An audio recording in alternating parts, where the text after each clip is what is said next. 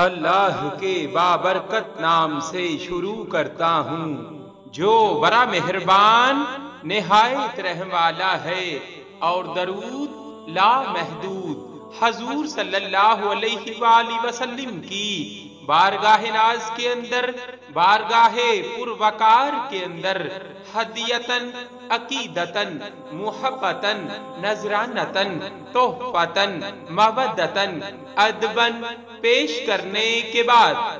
فرشتوں کو تھکا دیا۔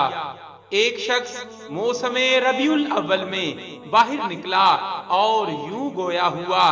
یا اللہ درود بھیج اپنے حبیب صلی اللہ علیہ وآلہ وسلم پر درختوں کے پتوں کے برابر، یا اللہ درود بھیج اپنے نبی صلی اللہ علیہ وآلہ وسلم پر پھلوں اور پھولوں کی گنتی کے برابر، یا اللہ درود بھیج اپنے رسول صلی اللہ علیہ وآلہ وسلم پر سمندر کے قطروں کے برابر، یا اللہ درود بھیج اپنے محبوب صلی اللہ علیہ وآلہ وسلم پر ریگستان میں ریت کے ذروں کے برابر،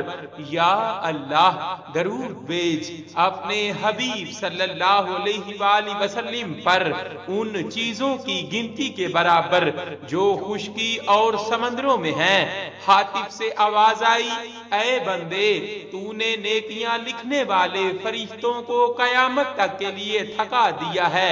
اور تو رب کریم کی بارگاہ سے جنت عدن کا حقدار ہوا، اور وہ بہت اچھا گھر ہے۔ صلی اللہ علیہ وآلہ وسلم۔ صلی اللہ